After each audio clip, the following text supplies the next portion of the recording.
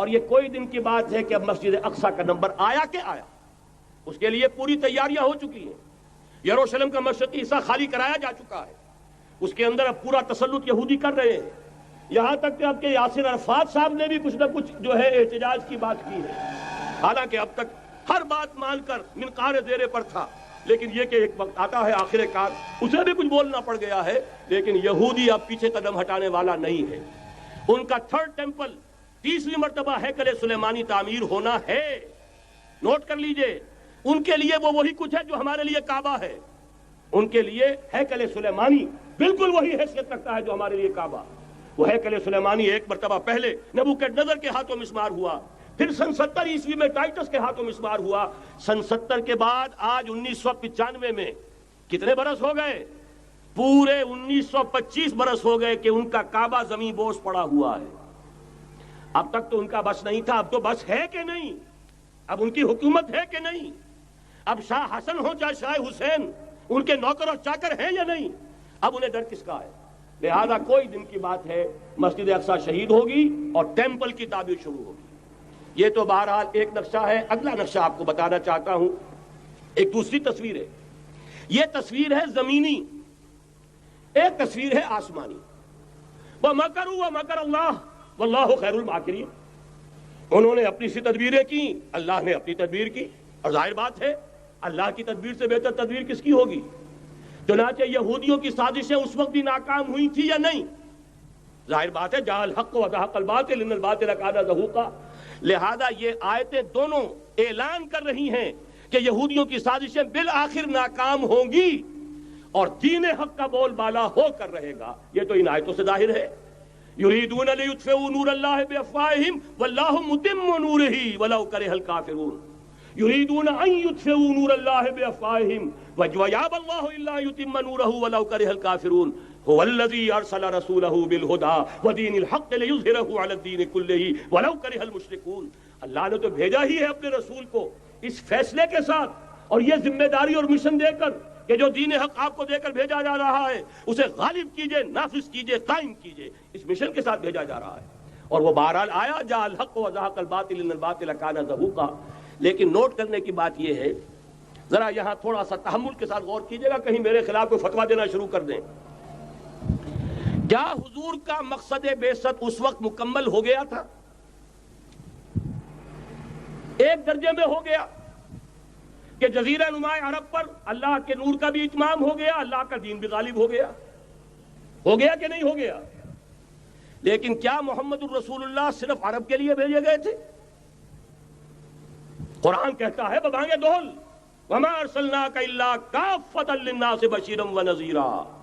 اے محمد صلی اللہ علیہ وسلم، ہم نے نہیں بھیجا ہے آپ کو مگر پوری نوع انسانی کے لیے بشیر اور نذیر بنا کر۔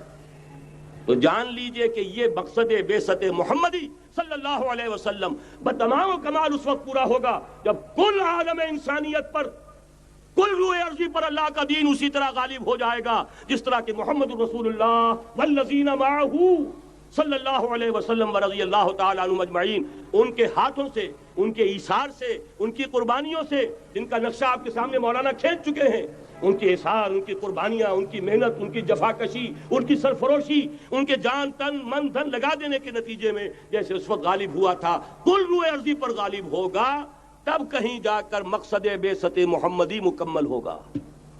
یہی وجہ ہے اقبال نے کہا تھا وقت فرصت ہے کہاں، کام ابھی باقی ہے، نور توحید کا اتمام ابھی باقی ہے۔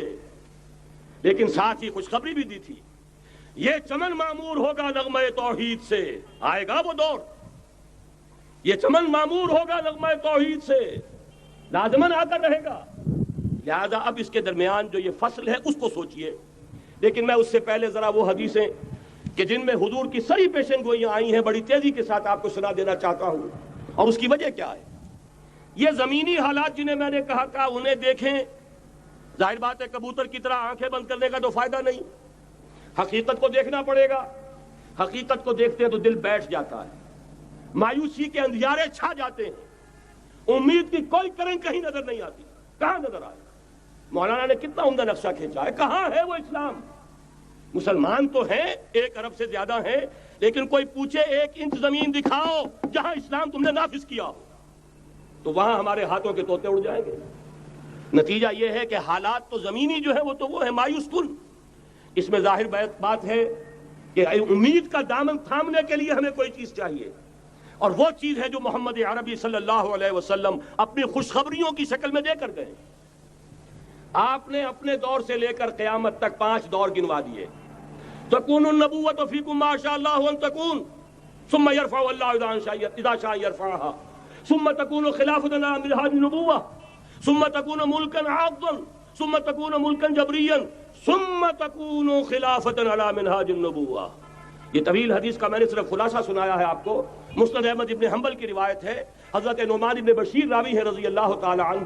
پہلا دور دور نبوت، دوسرا دور دور خلافت علی منہاج النبوۃ، نبوت کے نقش قدم پر خلافت جسے ہم خلافت راشدہ کہتے ہیں۔ تیسرا دور مسلمانوں کی حکومتیں، لیکن وہ ملوکیت کا دور، ملکن عاضن، اور ان میں ظاہر بات ہے کہ عاضن بھی تھی، جہاں ان میں خوبیاں تھیں وہاں برائیاں بھی تھیں۔ وہی حجاج ابن یوسف جس نے ایک مسلمان لڑکی کے خط کے اوپر فوج بھیجی ہے، وہی حجاج ابن یوسف ہے کہ سینکڑوں تابعین کے سر اس نے قلم کرائے ہیں، وہی حجاج ابن یوسف۔ وہی خلیفہ کہ جس نے فوج کشی کی اجازت دی تھی سندھ پر، وہی خلیفہ ہے جس نے بلا کر محمد ابن قاسم کو شہید کیا ہے کہ یہ پاپولر ہوتا چلا جا رہا ہے، ملوکیت کے لیے تو اس سے بڑا خطرہ اور کوئی نہیں۔ اس لیے کہ سندھ کے ہندوؤں نے ان کے بت بنا لیے تھے۔ یہ نوجوان در جوانی توبہ کردن سیوائے پیغمبریس، یہ نوجوان اور اتنا نیک اور پارسا ان کے بت بنا کر مندروں میں رکھ دیے گئے۔ اندیشہ ہو گیا کہ یہ تو پاپولر ہو گیا تو ہمارے خلاف بغاوت کر دے گا، بلا کر شہید کر دیا گیا۔ بہرحال تیسرا دور تھا وہ ملکن عاضن، کچ کھنی ملوکیت۔ چوتھا دور تھا ملکن جبرین، غلامی کی ملوکیت۔ پہلے کم سے کم بادشاہ مسلمان نام کے تو تھے، اب تو ہم ملکہ برطانیہ کے زیر نگیں تھے، تاج برطانیہ کے غلام تھے، کہیں بلندیزیوں کے غلام تھے، کہیں کسی اور کے غلام تھے، کہیں اطالویوں کے غلام تھے، کہیں فرانسیسیوں کے غلام تھے۔ یہ چوتھا دور نوٹ کر لیجئے، آدھا ختم ہو گیا، آدھا باقی ہے۔ براہ راست غلامی کا دور ختم ہو گیا، لیکن ریموٹ کنٹرول والی انہی کی غلامی اب بھی چل رہی ہے۔ فیصلہ وہی ہے جو مولانا کا تصویر یا امریکہ یا امریکہ یا امریکہ، وہی لوگ، وہی ذہن، وہی ان کی بود و باش، وہی ان کی معاشرت، وہی ان کی سوچ، وہی ان کے اقدار، وہی ان کے نظریات، وہی ان کی معاشیات، وہی ان کی معاشرت، ہر شے وہی ہے، صرف رنگ کا فرق ہے اور کچھ نہیں۔ نظام ابھی وہی ہے، چلانے والے بھی انہی کے پرستار ہیں، بلکہ ریموٹ کنٹرول سے وہی چلا رہے ہیں۔ وہ تو آپ کے بجٹ کا بھی فیصلہ کرتے ہیں، آپ کی الیکٹریسٹی کے ریٹس بھی معین کرتے ہیں۔ تو حال یہ ہے کہ ابھی وہ چوتھا دور ختم نہیں ہوا، فرق صرف یہ ہے کہ ڈائریکٹ کی بجائے ریموٹ کنٹرول ہے۔ لیکن حضور کی خوشخبری یہ ہے ثم تکون خلافۃ علی منہاج النبوۃ، پھر ایک دور آئے گا خلافت علی منہاج النبوۃ کا۔ یہ محمد الرسول اللہ کی نوید ہے، وہو الصادق المصدوق، وہ سچے ہیں، ان کی صداقت پر خود اللہ گواہ ہے، لہذا وہ دور آ کر رہے گا، اس میں کسی بھی بندے مومن کے لیے کسی شک و شبے کی کوئی گنجائش نہیں۔ اگلی حدیث اگلی سنیے، اب جب یہ دور آئے گا تو عالمی ہوگا، جیو ورلڈ آرڈر نہیں ہوگا، جسٹ ورلڈ آرڈر ہوگا۔ یہ نیو ورلڈ آرڈر NWO، حقیقت میں جیو ورلڈ آرڈر ہے JWO، لیکن اسی کو بدلنا ہے جسٹ ورلڈ آرڈر آف اسلام، اور وہ گلوبل ہوگا۔ 2 حدیثوں کا تذکرہ کر دوں۔ حضرت ثوبان حضور کے ایک آزاد شدہ غلام تھے، وہ روایت کرتے ہیں، مسلم شریف کی روایت ہے، یہ صحیحین میں فرماتے ہیں کہ حضور نے ارشاد فرمایا ان اللہ زوالی الارض فرأیت مشارقها ومغاربها وان امتی سیبلغ ملکها ما زوی لی منها، رواہ مسلم رحمہ اللہ۔ حضور فرماتے ہیں اللہ تعالیٰ نے میرے لیے پوری زمین کو لپیٹ دیا، یہاں تک کہ میں نے اس کے سارے مشرق دیکھ لیے، سارے مغرب دیکھ لیے، اور سن لو مجھ سے، ٹیک اٹ فرام می، میری امت کی حکومت ان تمام علاقوں پر قائم ہو کر رہے گی جو مجھے زمین کو لپیٹ کر اور سکیڑ کر دکھا دیے گئے۔ گلوبل ہوگی کہ نہیں؟ دوسری حدیث سنیے، یہ پھر مسند احمد ابن حنبل کی ہے۔ حضرت مقداد ابن الاسود رضی اللہ تعالی عنہ فرماتے ہیں حضور نے فرمایا لا يبقى على ظهر الارض بيت وبر ولا مدر الا ادخله الله كلمة الاسلام بعز عزيز وذل ذليل اما يعزهم الله فيجعلهم من اهلها او يذلهم فيدونون لها۔ یہ ہے حدیث مسند احمد ابن حنبل کی۔ اور حضرت مقداد فرماتے پھر میں نے کہا اچھا تب تو ہو جائے گی وہی بات وَيَكُونَ الدِّينُ كُلُّهُ لِلَّهِ، دین کل کا کل اللہ کے لیے ہو جائے گا۔ حدیث کا ترجمہ یہ ہے کہ حضور نے فرمایا روئے زمین پر نہ کوئی اینٹ گارے کا بنا ہوا گھر رہے گا، نہ کوئی اونٹ کے بالوں کے بنے ہوئے کمبلوں کا خیمہ رہے گا جس میں اللہ تعالیٰ کلمہ اسلام کو داخل نہ کر دے۔ لیکن یہ داخلہ دو طریقے سے ہوگا، بِعِزِّ عَزِیزٍ وَذُلِّ ذَلِیلٍ، یا صاحب عزت کے اعزاز کے ساتھ یا کسی مغلوب کی مغلوبیت کے ساتھ، یعنی یا تو اللہ تعالیٰ ان کا اعزاز فرمائے گا اور وہ کلمہ اسلام کے خود قائل ہو جائیں گے۔ جب گھر والا خیمے والا اسلام لے آئے گا تو اسلام اس کے گھر میں داخل ہوگا، اس کو بھی عزت نصیب ہوگی۔ وَلِلَّهِ الْعِزَّةُ وَلِرَسُولِهِ وَلِلْمُؤْمِنِينَ، عزت و حق ہے اللہ کا، اس کے رسول کا اور اہل ایمان کا۔ اور اگر وہ اسلام قبول نہیں کرے گا تو یؤتُ الجزیۃ عن یدٍ وَهُمْ صاغرون، چھوٹے ہو کر رہنا پڑے گا، جزیہ دینا ہوگا، اسلام کی بالادستی قبول کرنی ہوگی۔ بتائیے اس کے بعد بھی کوئی شک ہے؟ یہ ہے آسمانی نقشہ۔ یہ اللہ فرما رہے ہیں وَاللَّهُ مُتِمُّ نُورِهِ وَيَأْبَى اللَّهُ إِلَّا أَن يُتِمَّ نُورَهُ لِيُظْهِرَهُ عَلَى الدِّينِ كُلِّهِ وَلَوْ كَرِهَ الْمُشْرِكُونَ، یہ اللہ کا فیصلہ ہے۔ ادھر یریدون لیطفئوا ہے، یہ زمینی نقشہ ہے۔ اب شکل کیا ہے؟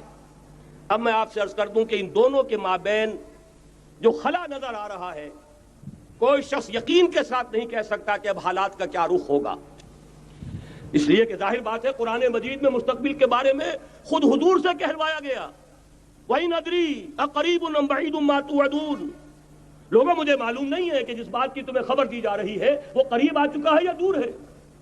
وَإِنْ أَدْرِي لَعَلَّهُ فِتْنَةٌ لَكُمْ وَمَتَاعٌ إِلَىٰ حِينٍ، اور میں نہیں جانتا، ہو سکتا ہے اللہ کچھ اور مہلت دے دے تمہیں اور کچھ اور آزمائش جو ہے اس کے لیے تمہارے لیے کوئی اور مہلت عطا فرما دے، ہو سکتا ہے۔ تو میں بھی کسی دعوے سے نہیں کہہ رہا، لیکن دو امکانات ہیں۔ امکان نمبر ایک کیا ہے؟ ابھی عالم اسلام کا ایک سالڈ بلاک ہے جو یہودی ورلڈ آرڈر کی نگاہوں میں کھٹک رہا ہے۔ میں کھٹکتا ہوں دل یزداں میں کانٹے کی طرح، اگرچہ ان کی اسٹریٹجی کیا ہے، ایک ایک کر کے ان کے حصے بکھرے کر کے تیا پانچا کرو۔ ابھی وہ بلاک کون سا ہے؟ ایران ہے، افغانستان ہے، پاکستان ہے اور روسی ترکستان سے آزاد ہونے والی جو ریاستیں ہیں، یہ ایک سالڈ بلاک۔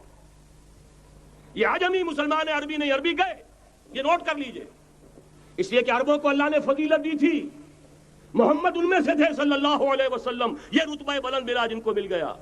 لیکن ساتھ ہی اللہ نے دھمکی بھی دے دی تھی سورہ محمد میں، ان تتولوا یستبدل قوما غیرکم، اگر تم پیٹھ دکھا دو گے اس مشن کو جو ہم نے تمہارے حوالے کیا ہے، تمہیں ہٹائیں گے، کسی اور کو لے آئیں گے۔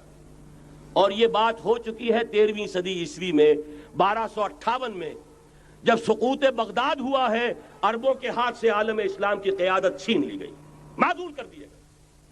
اس کے بعد قیادت کن کے ہاتھوں میں آئی؟ ترکوں کے ہاتھ میں، ترکان تیموری ہندوستان میں، ترکان صفوی ایران میں، ترکان سلجوقی مڈل ایسٹ میں، اور ترکان عثمانی کا تو کہنا ہی کیا ہے، وہ ایشیا مائنر سے چل کر آپ کو معلوم ہے کہ مشرقی یورپ کا کتنا بڑا علاقہ، دی گریٹ آٹومان امپائر اس صدی کے آغاز تک قائم تھی۔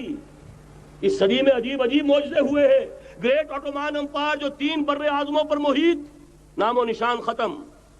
The great U S S R, نام و نشان ختم۔ اب تو روس صاحب ایک ملک کی حیثیت سے رہ گئے۔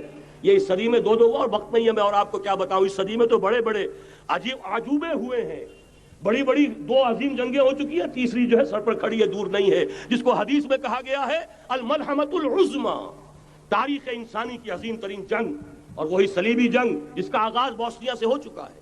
بہرحال اس وقت جو میں کہہ رہا تھا، ورنہ میرے پاس تو یعنی یہ کہ درد دل کہنے کے لیے وقت نہیں ہے، مجھے اپنی بات کو محدود کرنا پڑ رہا ہے، لیکن میں اب آ رہا ہوں اصل موضوع کی طرف، کہ ایک امکان تو یہ ہے کہ اس بلاک میں اسلام کا احیاء ہو،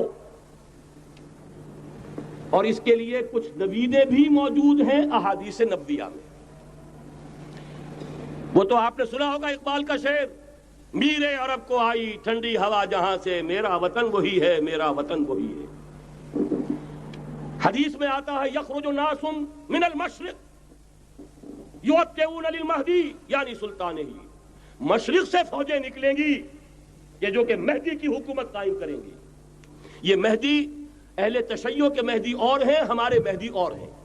اہل تشیع کے عقیدے کے مطابق ان کے 12ویں امام جو روپوش ہو گئے تھے وہ امام مہدی ہے، وہ ظاہر ہو جائیں گے، ابھی امام غائب ہیں، پھر وہ ظاہر ہو جائیں گے۔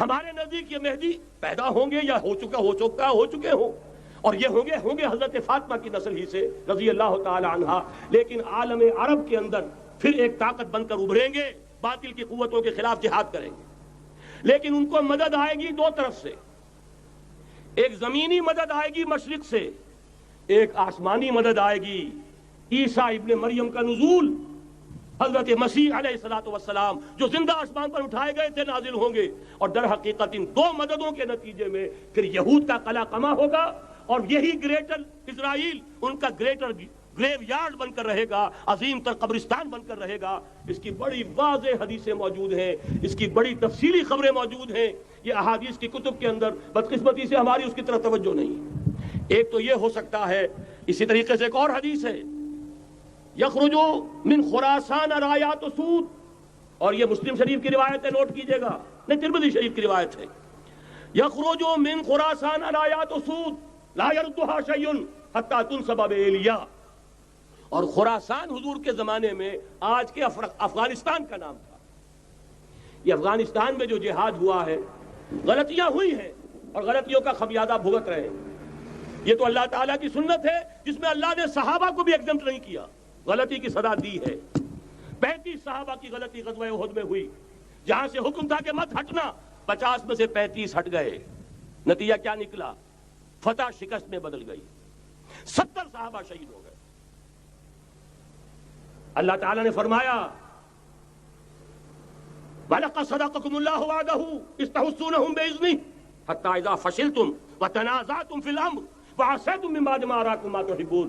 مسلمانوں، ہم سے گلہ نہیں کر سکتے، ہم نے اپنا وعدہ سچا کر دکھا دیا تھا جبکہ تم انہیں گاجر مولی کی طرح کاٹ رہے تھے، لیکن جب تم ڈھیلے پڑ گئے، تم نے ڈسپلن کو توڑا، تم نے اختلاف کیا، تو سزا دی ہم نے۔ تو اگر صحابہ کرام رضوان اللہ تعالی علیہم اجمعین خیر الناس بعد الانبیاء، پوری نوع انسانی کے اندر انبیاء کے بعد بلند ترین انسان، اگر ان کی بھی غلطی کا خمیازہ جو ہے اللہ نے چکھایا، کیوں چکھایا؟ ضروری تھا، آئندہ کے لیے سبق ہو جائے۔ یہ وَلِيُمَحِّصَ مَا فِي قُلُوبِكُمْ، تاکہ تمہارے دلوں کے اندر اگر کہیں کوئی کھوٹ ہے اور پاک کر دیں ہم۔ اس لیے بہرحال غلطیاں ہوئی ہیں افغانستان میں، ایک امام کے ساتھ بیعت نہیں تھی، بلکہ بدقسمتی اور پڑھ کر یہ ہے بیعت کر کے توڑ دی۔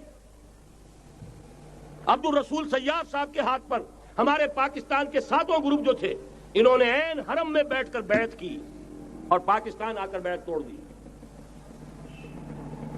سزا اس کی مل رہی ہے۔ آپس کی خانہ جنگی یوں ہی نہیں ہو رہی، کوئی سبب ہے، لہذا یہ سزا تو ملے گی، لیکن جتنا خون یہاں پر خلوص کے ساتھ دیا گیا ہے اس کی مقدار بھی کم نہیں ہے، یہاں سے خیر برآمد ہوگا۔ اور دوسری بات اپنے بارے میں نوٹ کر لیجئے، یہ پاکستان، بچا کھچا Pakistan, what remains of Pakistan, یہ اصل میں ہے کیا؟ مولانا بہت خوبصورت انداز میں فرما رہے تھے، یہ 313 نہیں تھے، اسلام تھا۔ اسی طرح نوٹ کیجئے، پاکستان نہیں ہے، 4 صدیوں کی تجدیدی مساعی کا حاصل ہے۔ آپ نے کبھی نوٹ کیا ختم نبوت کے بعد اب سب سے اونچا منصب کس کا ہے؟ مجددین۔ سنن ابی داؤد کی روایت، ان اللہ یبعث فی هذه الامہ علی راس کل 100 عام من یجدد لها دینها۔ اور نوٹ کیجئے، کوئی بات ہے 1000 برس تک سارے مجدد عالم عرب میں پیدا ہوئے، جیسے ہی دوسرا 1000 سال شروع ہوا، الف ثانی کا مجدد اعظم شیخ احمد سرہندی کہاں تھا؟ صنم خانہ ہند میں حاضر ہوا میں شیخ مجدد کی لحد پر، وہ خاک کے ہے زیر فلک مطلع انوار، گردن نہ جھکی جس کی جہانگیر کے آگے، جس کے نفس گرم سے ہے گرمی آرار۔ وہ پھر 12ویں صدی کا مجدد اعظم امام الہند شاہ ولی اللہ دہلوی، 13ویں صدی کا مجدد اعظم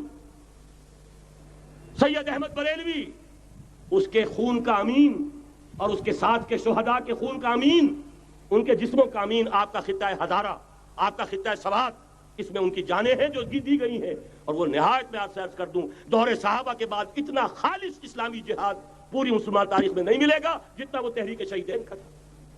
14ویں صدی ہجری میں شیخ الہند جیسا مجاہد اعظم کہ انگریز نے گرفتار کر کے قید بھی کیا ہے، تو کہاں؟ ہندوستان میں نہیں، کہاں؟ جزیرہ سائرس، کیا نام تھا؟ مالٹا، جزیرہ مالٹا بحر روم میں اقبال کے نفس سے ہے لالے کی آگ تیز، ایسے غزل سرا کو چمن سے نکال دو، کہیں ہندوستان کی کسی جیل میں ہوا تو شاید اس کے نفس کی گرمی ہی سے کوئی حرارت پیدا ہو جائے۔ اور اسی صدی میں 14ویں صدی ہجری میں اقبال جیسا مفکر، اسی 14ویں صدی ہجری میں مودودی جیسا مصنف، اسی 14ویں صدی ہجری میں مولانا الیاس جیسا مبلغ رحمہم اللہ، عظیم شخصیتیں آج پورے عالم اسلام میں آپ کو تبلیغی دوست ملیں گے۔ یہ کہاں سے شروع ہوئی تحریک؟ دہلی کی ایک چھوٹی سی مسجد سے، وہ مسجد بنگلے والی اب تو بڑی عالیشان ہو گئی ہے، جب وہاں شروع ہوا تھا کام بڑی چھوٹی سی مسجد۔ یہ سارے کام یہاں کیوں ہوئے؟ پورا عالم اسلام آزاد ہوا، کہیں نعرہ اسلام کا نہیں لگا، کہیں عرب قومیت پر، کہیں کسی اور عصبیت پر تحریکیں چلی ہیں، صرف تحریک پاکستان تھی کہ پاکستان کا مطلب کیا؟ لا الہ الا اللہ۔ کوئی سبب ہے کہ یہاں قرارداد مقاصد پاس ہوئی، حاکمیت اللہ کی ہے، کہ اکبر نام لیتا ہے خدا کا اس زمانے میں۔ یہ سارا ماضی سامنے رکھیے اور حضور کی دی ہوئی پیشن گوئیوں کا مستقبل سامنے رکھیے، ان دونوں سے ثابت ہوتا ہے اس خطہ ارضی سے کچھ ہونا ہے۔ اگرچہ بھٹکے ہوئے ہیں لیکن کبھی بھولی ہوئی منزل بھی یاد آتی ہے راہی کو، اور بھٹکے ہوئے آہو کو پھر سوئے حرم لے چل۔ اس کی ضرورت ہے مسلمان کو، پھر اس کا مقصد یاد دلایا جائے۔ پاکستان اس لیے نہیں بنایا گیا تھا کہ ہمارے ہاں ٹاٹے اور برلے نہیں تھے تو ہمارے پاس اس کے بھی باپ وجود میں آ جائیں، اس لیے تو نہیں بنایا گیا تھا۔ پاکستان اس لیے نہیں بنایا گیا تھا کہ جاگیرداروں کی جاگیرداریاں محفوظ ہو جائیں، پاکستان اس لیے تو نہیں بنایا گیا تھا۔ اور یہ کہ نمازیں اور مسجدیں تعمیر ہو جائیں، مسجدیں تو امریکہ میں تعمیر ہو رہی ہیں عالیشان سے عالیشان، اس لیے پاکستان نہیں بنا تھا۔ آج بھی مسلمان، میں معذرت سے عرض کر رہا ہوں مولانا سے، آج بھی بھارتی مسلمان کی ایوریج نمازی ہونے کے اعتبار سے پاکستانی مسلمان سے کہیں بہتر ہے۔ آج بھی برقع نظر آ جائے گا تو ہندوستان میں نظر آ جائے گا۔ میں نے اپنی آنکھوں سے دیکھا چند سال پہلے، جب مکہ مسجد حیدرآباد دکن میں 3 دن مسلسل میری تقریریں ہوئی ہیں، 10,000 مرد اور 5,000 خواتین، اور ان میں سے کوئی بغیر برقعے کے نہیں تھی۔ ایک سیلاب نظر آ رہا تھا برقعوں کا کہ جب جلسہ ختم ہوا ہے رات کے 12 بجے 3 دن تک متواتر۔ یہاں کہاں نظر آئے گا برقع آپ کو؟ یہاں تو جس کے پاس 2 پیسے ہو گئے اس نے سب سے پہلے برقع اتار کے پھینک دیا۔ معلوم اچھی طرح سمجھ لیجئے، یہ چیزیں تو وہاں زیادہ ہیں یہاں کی نسبت۔ اصل ضرورت تھی کہ یہاں اس نظام کو قائم کیا جائے، وہ نظام عدل اجتماعی، وہ جس میں حریت ہو، جس میں عام آدمی بھی خلیفہ وقت کو ٹوک سکے۔ یہ کرتا کیسے بن گیا؟ ایک خاتون بھی کھڑی ہو کر دامن پکڑ لے، عمر تمہیں کیا حق ہے کہ ہمارے مہر کے اوپر پابندی لگا رہے ہو، جبکہ اللہ نے نہیں لگائی۔ اللہ قرآن میں قنطارہ کا لفظ استعمال کر رہا ہے۔ ڈھیروں سونا دے دے کوئی شخص اپنی بیوی کو مہر کے اندر، طلاق دیتے وقت اس میں سے کچھ نہیں لے سکتا۔ آپ کون ہوتے ہیں ہمارے حق کے اوپر پابندی لگانے والے؟ اور عمر نے کہا، آج ایک بڑھیا نے وہ اب عمر کو دین سکھایا، آرڈیننس واپس۔ حضرت سعد بن ابی وقاص رضی اللہ تعالی عنہ جو فاتح ایران تھے، وہ گورنر ایسے نہیں بن گئے تھے ریوڑیاں بٹی ہو اور گورنری مل گئی ہو، وہ تو خود فاتح تھے ایران کے، اس لیے گورنر تھے۔ صرف ایک پرچہ پہنچا ہے بارگاہ خلافت میں، حضرت عمر فاروق کے پاس انفارمیشن آئی، سعد نے اپنے گھر کے باہر ڈیوڑی بنا لی ہے اور ایک دربان کھڑا کر دیا ہے، حضرت بلال کو بھیجا ہے رقعہ دے کر، اور یہ حکم تھا کہ بلال پہلے تو جاتے ہی ڈیوڑی میں آگ لگا دینا، پھر یہ رقعہ دینا میرا۔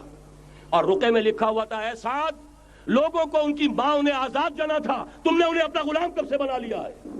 یہ دربان کھڑے کر دیا اپنے آگے۔ وہ حریت، وہ مساوات کہ جا رہا ہو خلیفہ وقت اور چارج لینے جا رہا ہے بیت المقدس کا، کوئی ذاتی علاج کے لیے نہیں جا رہا، سیر و سیاحت کے لیے نہیں جا رہا، چارج لینے کے لیے بالکل سرکاری وزٹ ہے، آفیشل وزٹ ہے، اسٹیٹ وزٹ ہے۔ اور حال کیا ہے؟ 700 میل کا فاصلہ طے کرنا اور ایک اونٹنی، کوئی انٹوریج نہیں، کوئی خدم و حشم نہیں، کوئی جمبو جٹ بھرے ہوئے نہیں، کچھ نہیں، ایک اونٹنی ایک خادم۔ اس ایک اونٹنی پر چونکہ راستے کا راشن بھی ہے لہذا 2 آدمی نہیں بیٹھ سکتے، ایک بیٹھ سکتا ہے۔ ایک منزل خلیفہ وقت بیٹھا ہوا ہے اوپر اور خادم نکیل پکڑ کر چل رہا ہے، اگلی منزل خادم اوپر بیٹھا ہے اور خلیفہ وقت عمر بن الخطاب رضی اللہ تعالی عنہ اور وہ آگے آگے نکیل پکڑ کر چل رہے ہیں۔ یہ نظام چاہیے آج نوع انسانی کو۔ اس کے انتظار میں، اس کی تلاش میں نوع انسانی نے کتنے تجربے کر لیے، کیسی چھلانگیں لگائیں، ملوکیت ختم کی، آسمان سے گرا کھجور میں اٹکا، جمہوریت آئی نام نہاد، لیکن وہ سرمایہ دارانہ نظام بن کر آگے سے بڑھ کر لعنت بن گئی۔ پہلے جاگیردار مسلط تھا، اب سرمایہ دار اور کارخانے دار مسلط ہو گیا۔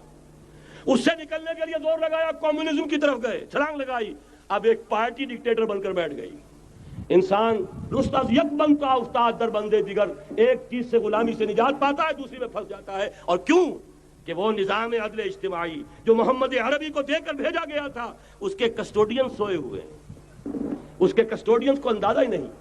یہ نسخہ تو ہمارے پاس تھا، ہمیں عمل کرنا تھا اور دنیا کے سامنے پیش کرنا تھا۔ پاکستان بنایا اس لیے گیا تھا کہ ہم اس کا ایک نمونہ دنیا کے سامنے پیش کریں گے۔ قائد اعظم نے فرمایا تھا کہ ہم یہ چاہتے ہیں کہ پاکستان کی صورت میں عہد حاضر میں اسلام کے اصول حریت و اخوت و مساوات کا ایک نمونہ قائم کر کے دکھائیں۔ کہاں ہے وہ؟ بھٹک گئے، سو گئے۔ بہرحال اب بھی وقت ہے، جب تک سانس تب تک آس۔ میرے عزیز نے تو ڈرایا ہے اور صحیح ڈرایا ہے۔ اللہ تعالیٰ نے 25 برس انتظار کیا تھا، پہلے عذاب کا کوڑا پھر مارا ہماری پیٹھ پر۔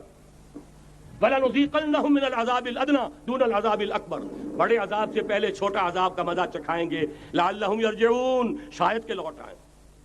وہ ہم سے 1000 میل کے فاصلے پر ہوا تھا، اگرچہ 93,000 ہمارا کڑیل جوان، جن میں غالباً 43,000 فوجی، اور یہ کہ تقریباً اتنی تعداد میں جو غیر فوجی تھے، وہ اس ہندو کے غلام بنے، قیدی بنے، جن پر 800 برس تک، کہیں 600 برس تک، کہیں 1000 برس تک حکومت کی تھی۔ اتنی بڑی شکست کا کلنک کا ٹیکہ ہماری پیٹھ پر پڑا۔ پہلے عذاب کا کوڑا آ گیا تھا، 25 برس ہو گئے تھے قمری حساب سے، نوٹ کر لیجئے، یہ نہ سمجھیے 24.25 برس ہوئے تھے، 24.25 برس قمری حساب سے 25 برس تھے۔ اور اب نوٹ کر لیجئے اگلے 25 برس کے پورے ہونے میں اگلے رمضان کی 27 تاریخ تک صرف مہلت ہے۔ نصف صدی پوری ہوا چاہتی ہے۔ کوئی عجب نہیں اس عذاب الادنیٰ سے بعد ہم جاگے نہیں، ہوش میں نہیں آئے، کوئی عجب نہیں کہ بڑے عذاب کا کوڑا ہماری پیٹھوں پر برس جائے۔ لیکن مجھے یہ یقین ہے، نوٹ کر لیجئے، اگر یہ دوسرا امکان ہو گیا، خدا نہ خواستہ اللہ کے عذاب کا کوڑا ہماری پیٹھ پر برسا، مجھے یقین ہے اللہ ہندوؤں کو مسلمان بننے کی توفیق دے گا، لیکن اسلام کا بول بالا اسی خطے سے ہوگا۔